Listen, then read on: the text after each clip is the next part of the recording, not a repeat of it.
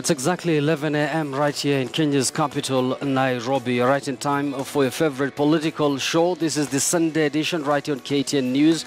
On a day, we're getting some developing story from Mathare slum, to be specific, Baba Dogo area. Reports reaching us is that clashes have been reported in that part of the city. So far, 4 people have been killed, among them a woman. 3 vehicles have been burnt down. We're getting reports that the tension is still very much high. Police have promised to issue a statement any moment from now. NASA, through their secretariat, have also issued a statement saying that some of their supporters are being targeted in that part of the town. Well, we cannot substantiate that, but we have our reporter Hussein Mohammed on the ground is going to join me shortly and tell me more on what is exactly happening. Once again, report reaching us from Mathare is that 4 people have been confirmed dead. One among them is a woman. Well, the cause of the clashes we're yet to know. But Hussein Mohammed, our reporter, is on the ground and is going to join me shortly and tell me more. NASA have already said their supporters are being targeted in that part of the city. Police, although have promised they're going to issue a statement and tell us conclusively on what exactly transpired. At this hour, tension is still very much high. Once again, this is a Sunday edition right here on KTN News. Apart from that, a developing story. Actually, let me just revisit the main story this morning, where we have received news that well, Hussein Mohammed is going to join me shortly, but remember, this is a political show. We're going to discuss more what exactly transpired for the better part of, from Monday to Saturday. Something big happened. Raila Odinga, that is the NASA leader, was welcomed back home. And amid chaos, you've seen all the development there, the clashes between the police and some of the NASA supporters. 5 people are confirmed dead after that clashes ensued. And we're also going to talk more on other political developments in the area, even as Jubilee continues or insists that they will not allow anyone to break the rule. We've seen President Uhuru Kenyatta there talking very tough in Nyeri. We're going to have those clips shortly for you, but first let me introduce our guest in studio. As usually, have Dismas Moko, who's a political risk analyst. We have Mark Bichache, political analyst. Hezbono Wheeler, who's also a political analyst. Last but not the least, we have Mutinda Kavemba. But for now, let's listen in to what the NASA leader Raila Odinga said. Of course, he blamed the president and his deputy for what ensued or transpired on Friday. And then we're also going to hear feedback from the president and his deputy in Nyeri.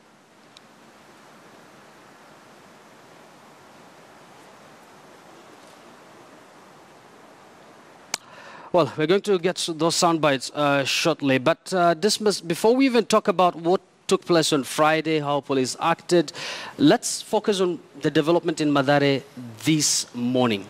I mean, is it something that should have been avoided? Well, it should have been, it must actually, there are no words to describe this, because when you look at the pictures and you see the way the people, the victims have been killed, it's unacceptable.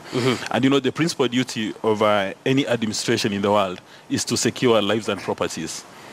So right now, the Jubilee administration is failing in its core business. That's to secure lives and properties of citizens. And nobody in Kenya is supposed to be penalized for taking a political position. If you decide to support Jubilee, if you decide to support NASA, if you decide to support Third Way Alliance, whichever political formation you decide to support, you are not supposed to be punished for that. And we should be in a position to have a criminal intelligence network which is so swift, so agile, that they are able to predict. They're supposed to be on the ground and have this information, that if there's any element wanting to engage in mischief, then this thing is supposed to be nipped in the bud. Because right now, for majority of Kenyans, we are looking at these as statistics. Because, they say that when one person dies, it's an issue of concern. But when it's more than one, it becomes statistics. So there are a number of us who are saying, how many guys are dead? Maybe 5 or 6. But we are talking about breadwinners. We are talking about parents. We are talking about children. And what is going to happen at the end of the day, it's going to be blame game. The NASA folks are going to blame Jubilee. Jubilee is going to blame NASA. And at the end of the day, we are going to maintain the status quo. It's unacceptable. And one hopes that the Inspector General of Police is going to investigate all the allegations so that the architects of this mess are punished. And not only the people who participated in the actual murder or burning property or killing people, but even the architects. Because we understand in Kenya where we are today, people are beginning to organize themselves in gangs. That you can come up with an idea and finance people, they go and execute it. And this is totally unacceptable. And secondly, the tragedy of this, because these people come from particular neighborhoods, and now we need to come to reality that Kenya is now a tribalist nation. One hopes that the Inspector General of Police again is going to move with speed to ensure that we don't have retaliation.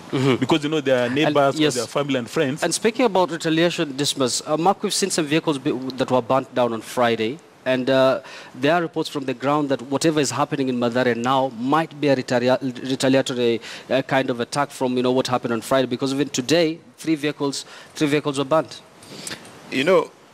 Yusuf, allow me for once to give you a bit of my history. I grew up in Egerton University, Njoro campus. That's where my mom worked. And I saw tribal clashes in 1992. I saw tribal clashes in 1995. I saw tribal clashes in 1997. How did we see them? Now, away from school would be someone being carried with an arrow in his stomach. I saw students being shot at police. I remember one of my colleagues in primary school got shot in the leg when he was walking home from playing basketball, and beknownst to him there was a strike. Now, here's the problem. If I asked the average Kenyan, or the average African for that matter, do we remember who shot down John Garang's chopper? We don't know. Do we remember what happened in Rwanda and Burundi when the respective presidents were killed to begin the ethnic cleansing that happened there? We don't remember. Now, here's the problem that we're doing in Kenya right now. We are playing with matches. What we are doing is we keep lighting fires, and not the fires of the vehicles, but we're lighting the fires of the hearts of the people, the passions of tribalism, hoping that somehow we will gain political advantage. Now, the problem is this. At the end of the day, we are going to be fighting so much we will forget who did what. Right now, already in the incidences that happened on Friday and Saturday and even this morning, we can't tell who's doing what. Now, the problem with that is we are putting the building blocks of a war. In fact, were this the 1800s, what has happened in the last 3-4 days is nothing short of a war. What is missing is the number of guns needed to have modern conventional warfare. So what Kenya is doing and what our leaders are doing, and I'm not even going to try and be partisan about this, I blame both sides. Absolutely, fully blame them, because what we are doing is we are allowing our people to play with matches, and the problem is when the fire starts, no one will remember who to blame. And of course, Mark, no one deserves to die because of politics. Husband, I'm going to come to you shortly, but let me just recap this for our viewers. At least 4 people have been killed in an attack by known people in Mathare area right here in the capital, Nairobi. Among the dead is a woman. Now, the early morning killings has sparked protest in the area, with some parts of Outer Ring Road being blocked by the angry residents. 3 vehicles have been burned in the ensuing violence. Nairobi Police Boss Japhet Kome is set to issue a statement this morning about the violence in the area. And let me just recap that again. Our reporters, of course, are on the ground gathering information, and we will be bringing you details about this within this program. Hussein Mohammed, as I've already mentioned, is on the ground. So far, 4 people have been confirmed dead, among them a woman. NASA have issued a statement. We cannot independently verify or substantiate that information. Of course, we're going to link up with Hussein, and he's going to tell us more. But what is evident is that whatever has taken place in Mathare is political. Husband, does anyone deserve to die because of politics at this time and era in our country? It is very sad that Kenyans are losing their loved ones, Kenyans are losing their lives because of political bickering and lack of leadership among our leaders from both sides of the political divide. No one deserves to even get an injury because of a political cause of any individual. And I think we live in a modern state, and it is important to start pointing fingers at the right places. We cannot have a situation where people are meting violence on other Kenyans and police retaliates by meting violence on these people. A criminal is a criminal. From whichever tribe, whichever region, a criminal is a criminal and is a threat to the harmony in whichever society they find themselves in. And therefore, I want to echo what Dismas is saying, that we have intelligence, and this is a modern democracy, a state that has enough machinery, and it is only the state that is given the prerogative to use force. So I would expect, instead of blaming individuals, the state should use the machinery that it has to identify the architects of these atrocities in the society, because that is what they are. Apprehend them and charge them. If there is violence, I don't think small people in some of these, estates in Nairobi have the capacity to organize themselves and make violence on Kenyans who are going about their business and ban businesses. So I think it is incumbent upon the state, to stop talking political, that we will not allow. They need to do something. They need to find the people who are involved in this.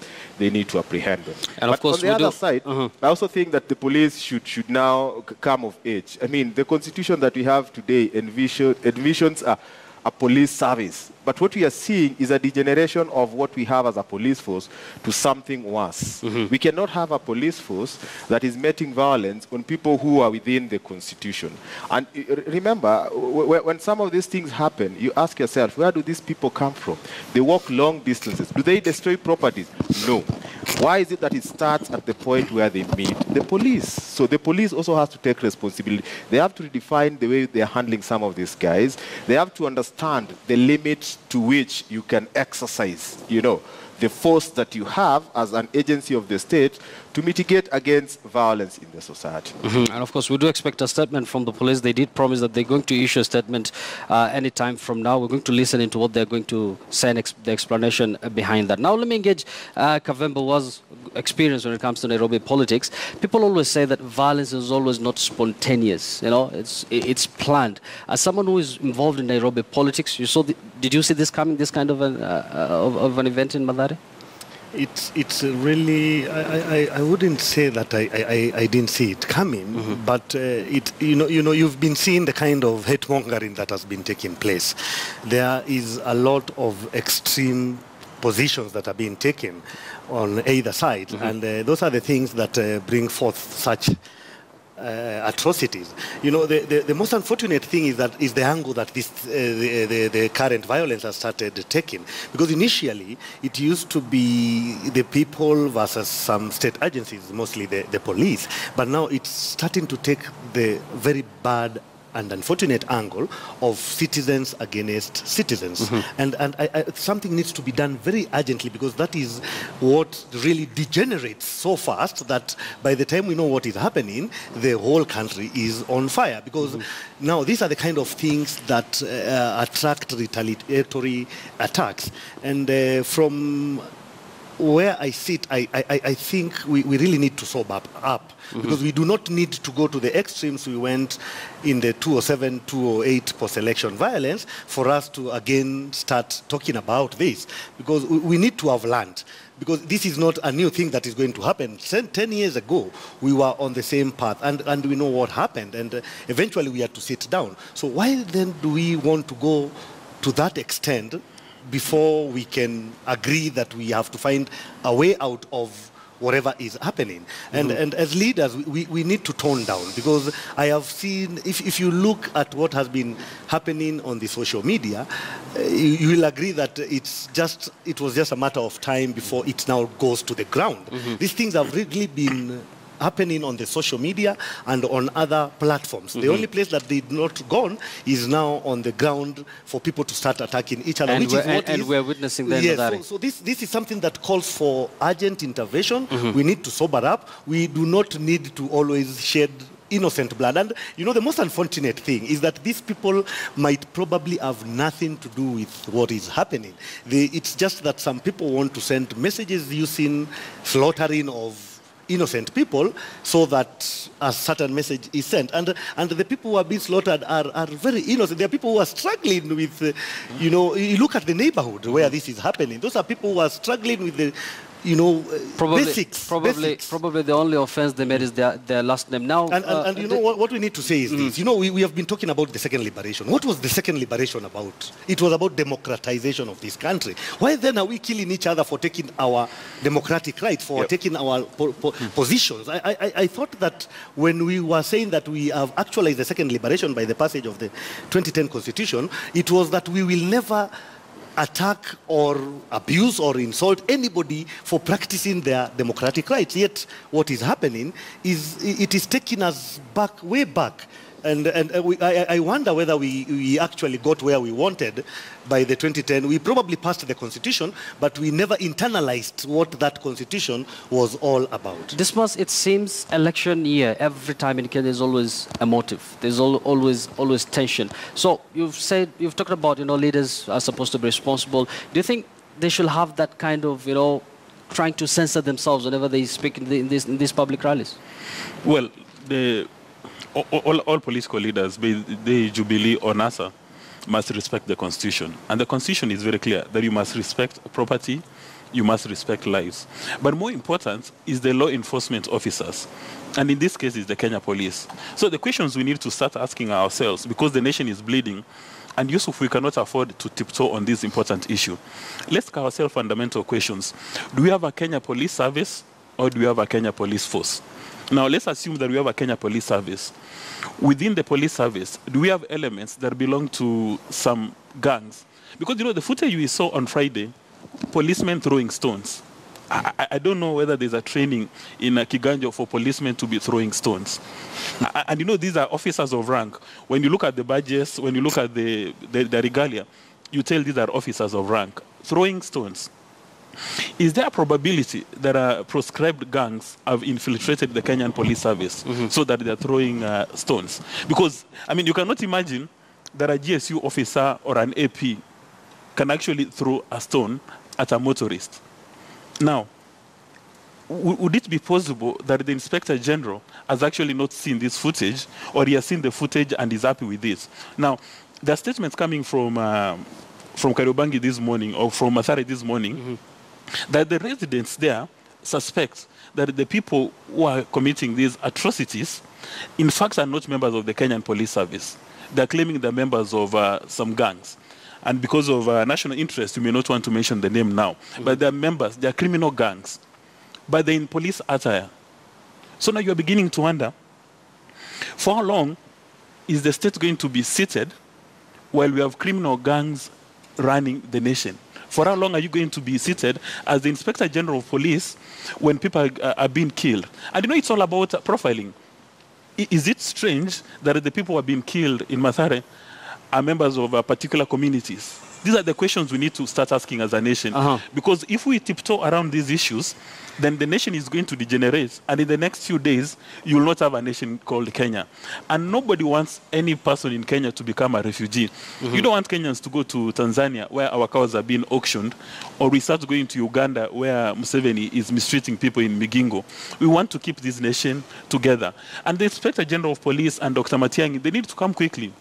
Because if the residents are claiming these members, the people who are committing these atrocities are members from proscribed gangs, then one would have expected that the Inspector General, through the criminal intelligence system, is actually going to pick that information and do the investigations. Because if there was consequence for breaking the rules, then even the politicians would remain sane. But in Kenya, what happens? You get a policeman throwing a stone at a motorist, and when he goes back to the officer's mess, he's celebrated as a king. There are people on Jogoo Road who are burning vehicles, and this is a live coverage, meaning that the local police commander is actually able to identify those people. Where can they be picked and face prosecution? At the end of the day, now in Kenya, we're beginning to celebrate breaking the rule of law and order. You break the rule of law and order, while the police are watching, you go back home, you are celebrated. Like now, I suspect the people who have committed these atrocities, they're having a breakfast somewhere, and they're being treated as kings. Yes. Now Mark, from Dismas' point of view, it seems there's a very thin line between these gangs he's talking about and the police officers. This is what I totally want to avoid. If we want to apportion blame in a room full of mad people, you will spend the whole day trying to find who's madder than the other. The reality of the matter is this: whether in police uniform or outside of police uniform, anyone who did something that is illegal by name of either stoning cars illegally, using a live ammunition illegally, whether in police uniform or not, that is wrong. Whether a NASA supporter or not, the person who went and pillaged a shop, burnt a car, is wrong. And that's where we need to begin. This whole trying to find out who is the worst of these two mad people is a waste of time. And let me tell my nation, if we feel safe in our NASA cocoons and our Jubilee cocoons, because I've seen social media, someone wrote to me and said, oh, please blame this side because of this what happened. Listen, any sane human being, and if we are honest to ourselves, one life lost is one life too many. One woman raped is one woman too many. One car burnt is one car too much. We don't need to get to the point where this is obviously going, and I wish Kenya would listen to me. We are obviously going towards a situation where we're going to be profiled by our last names, and I'm tired of being asked whether Bichachi is a Kisii, Kamba, Luyo, Kalenjin name. The good thing is at least I'm safe. But for everyone else who has an obvious name, where we are headed to is we're going to start ethnically profiling people, and that does not end well for the country. And that's what a Jubilee on NASA issue. Let's put Friday under our focus now. Yes. Do you think police could have acted differently? They banned the rally at Uhuru Park. JK was declared, out of bounds. Other rallies were banned just before Raila Odinga landed on Friday. That was a rally that was supposed to act like a curtain raiser for NASA. Do you think police could have acted differently, perhaps, to just avoid this confrontation? The reason why I am not apportioning blame to any side is because no one was right. You see, the best way to handle someone of Raila's stature, okay, is to handle him in a way where you avoid to create martyrs in any situation. That's what you do. In other words, the police should have worked hand in hand with NASA to make sure this procession from, from the airport to wherever he was going was as safe as possible. Why do we have this kind of madness? Simply because, you see, if I know that these protesters are going to pass through my route, my shop would have been closed. My Uber would not have been on the road. My taxi would not be on the road because I know this is the route they're using. But once they banned it, no one knew which route they used. I left this very station that morning and I escaped by the skin of my teeth because I drove through the bypass. I get to my house 15 minutes later, the whole place has erupted. What does that tell you? The police have a responsibility to carry, and it would be unfair for us to say the police don't have a responsibility, and it is unfair to say that Raila Odinga does not have any responsibility, and unfair to say that the people who demonstrated, everyone here is guilty. Esmond, okay, Dismas, you have a burning issue, but at the same time, where will that leave the police? I'll come to you, Dismas. Let me talk to Esmond for now. If they act, well, they're told, they're brutal and everything. If they don't, then they're told, protecting people. If we go back to Friday, and if you want to call a spoon, a spade, not a big spoon, it is obvious that on Friday, the police were out of order. Everything that happened, the blame squarely rests with the police. And we have footages, police officers throwing stones at motorists. And why am I saying this? Because I used the same route that NASA supporters were using while walking to the airport. They were not doing anything against the law. Nothing. They were just walking. And there is nothing wrong in a group of people, whether they're in millions, in hundreds, going to meet someone at the airport. Every day, normal Kenyans go there and meet their people. So if a group of people who have their aspirations and their beliefs in Raila Odinga decide to go to the airport, there's nothing wrong. So provided it's peaceful, right? Yes, the first mistake that the police did was to criminalize that. Police officers or the police force does not make laws in this country. They are supposed to obey the law. And there is no law that criminalizes peaceful procession. Now, these guys were going to the airport, and you look at what police officers were trying to do, you ask yourself, as a service, are you supposed to protect these guys from any other forces that might be introduced to cause chaos? And then secondly, as a police force, are you supposed not to ensure that any other person who is going about his business is protected? If the police had just done their work to ensure that everyone in this country is safe in whatever they're doing. Because we are paying taxes. The guys who are going to meet Raila Amolo Odinga are paying taxes. They need security from the police. The guys who are supposed to have their Uber, their Taxify, their business, they also need to be protected by the police. That is the only thing the police officers needed to do. They didn't have to lob tear gas. They didn't have to unleash terror on people. They didn't have to throw stones. And coming back to what this man said, sometimes you want to look at what is going on the social media, and believe it with a pinch of salt. But the picture that I've been doing round, I mean, leaves a lot to be desired. I'm not saying that people have infiltrated the police force, but you look at the posture of certain people in police uniforms, you start asking yourself, I know the criteria for recruiting a police officer, you know, and you see guys who don't meet at all. Therefore, if we talk about the police force, even the police need to evaluate themselves. What are they doing? And do they have criminals amongst themselves? They deal with that. Then they need to reevaluate how they deal with people who are peacefully demonstrating. How best can they do that to ensure that if people are going to meet the Right Honorable Raila Odinga, they meet him, they escort him, and he goes wherever he's going. I think we'd have a peaceful country if people are allowed to do everything that they want to do within the law. The police did not allow NASA to do that. Can you also talk about the people, whether in NASA or not, who caused violence? You know, the thing is, I did. the problem. Let's not separate. Okay. Mark, let's I've made it clear. I've made it clear that it is the work of the police officers to arrest these people. Let's allow Kavemba to get into this conversation. Once again, Kavemba, you know, when police acted, people accused them of being brutal. If they could have left the NASA supporters to move on, go and welcome the NASA leader, those who are from Jubilee are saying, these are not just people moving on peacefully. They're looters among them. So where will that leave the police? Now, first, it's good to be very honest with ourselves. I have grown up in this city, like you said, other than just doing politics. I grew up here, I went to primary school. This is where I've been all my life, other than the few stints I went out to study. And the truth of the matter is that there are people who take advantage of such situations.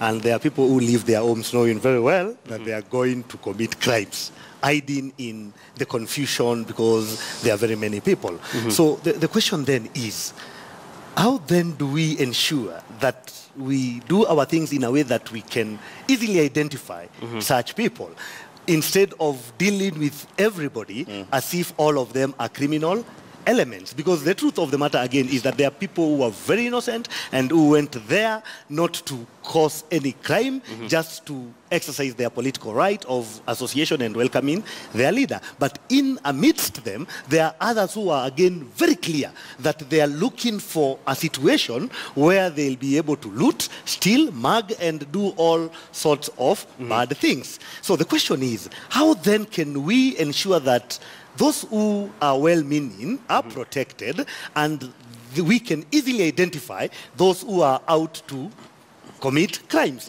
Because what was happening on Friday, it was not possible to tell who is innocent and who is out to commit crimes. And to me, that was the most worrying situation, because clearly what happens is that those who will suffer most, and I can assure you, those who suffer most are the innocent, because they are not prepared. You know, when you're going to commit a crime, you are conscious of all dangers of whatever activity you're undertaking.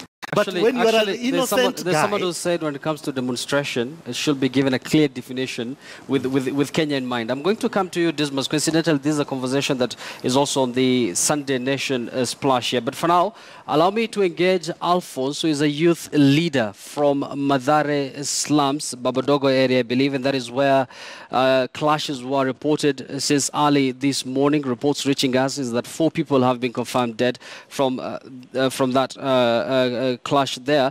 Now, Alphonse, if you could hear me, good morning. And what is the situation like on the ground, and what exactly transpired since morning? Good morning. My names are Alphonse. Yes. Alphonse, I'm working for Mathare Peace Initiative Kenya. And I received a call very early in the morning today that there are people who are shot dead around a border between Mathare and Babadogo area. Yes. Then what I did, I rested in the morning, and in fact I found 4 bodies of middle-aged people, 1 woman, a pregnant woman, and 3 other guys. Yes. So from your own point of view, I'm sure you've spoken to the people there on the ground. What exactly caused the clashes there? Does it have anything to do with politics? I think these things are politically investigated because it is believed that that was carried out by the military. Because there is some people with bullet wound and the finger on their head. Yes. And na wote wamepigwa risasi na wote bado wamekatwa, including the woman. Yes. So, Alphonse, where did you see any police officer, maybe from police officers there since morning? Were they deployed? Yeah, there is a number of police officers around, and they have been engaging with the communities with bullets and tear gas from morning. But apparently the body has been taken away by the police. Yes. And without going into the tribes of perhaps the background of these people who've been killed, the four of them, was there any kind of tension reported in Mathare, maybe for the last 1 week? Actually, yesterday we reported tension, but it was an underground. There was tension between the two different communities, the community that's supporting NASA and other communities from the city side. Thank you, Alphonse. Reported yesterday. Yes, thank you, Alphonse, for that. And we also have our reporter on the ground, Hussein Mohammed, who has been at the Mathare slums since morning. I'm going to engage him shortly, and he's going to give us much more details from Mathare. What we know so far is that 4 people have been killed, and one of them is a woman. 3 vehicles have been burnt down, and we're also getting reports that NASA leader Raila Odinga might make his way there any moment from now. But let's continue the conversation in studio. And I told you, this is another story that has been, of course, this is a story that has been covered on the Sunday Nation. And they're talking about how police plotted to stop Raila's march. They're also saying details emerge of security plan that started on Thursday to block access to airport and frustrate NASA leaders' return rally. But hard questions linger on the strategy following the death and destruction caused. It seems police sat down and really planned on what to do on Friday. If indeed the police sat down and planned on what they were supposed to do on Friday, then it's very clear they did shoddy work. I've gone through that story, and it lacks content. It's just a powerful headline to sell the story. But let's go back to history. Wherever a top politician has come back, you recall retired President Kibaki, Matiba, President Uhuru himself. When they go out of the nation to do some political work and they come back to Nairobi, they normally get their supporters to receive them from the airport. And none of those incidences has resulted in this kind of atrocities being committed.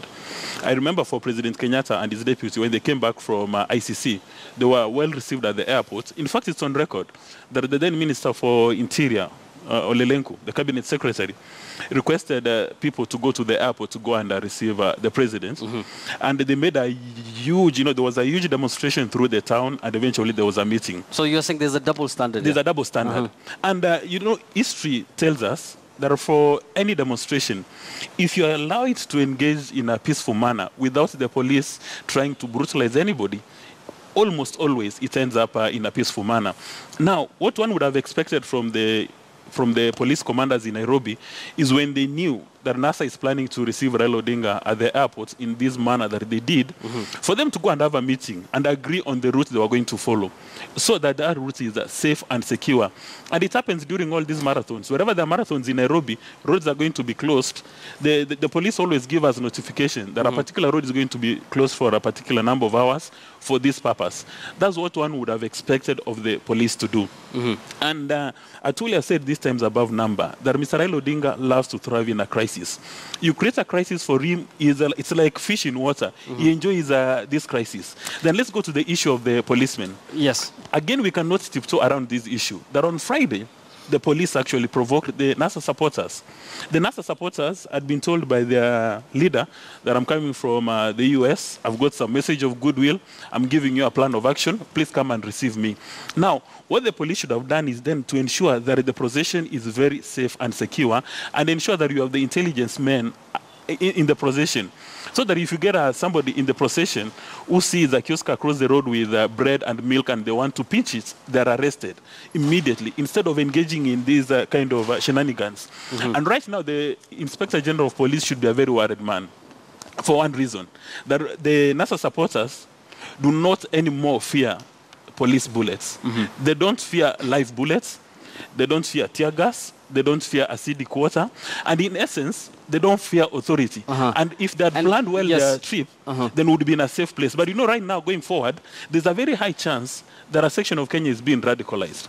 And this was, of course, the NASA leader Raila Odinga has already blamed both President Uhuru Kenyatta and his deputy for what transpired on Friday. But the president later on said, quote unquote, I will not allow a few people to destroy the country. We'll have those sound bites shortly for you. But Mark, it's only fair I give you like 30 seconds, you react to that before we take a break. Very briefly.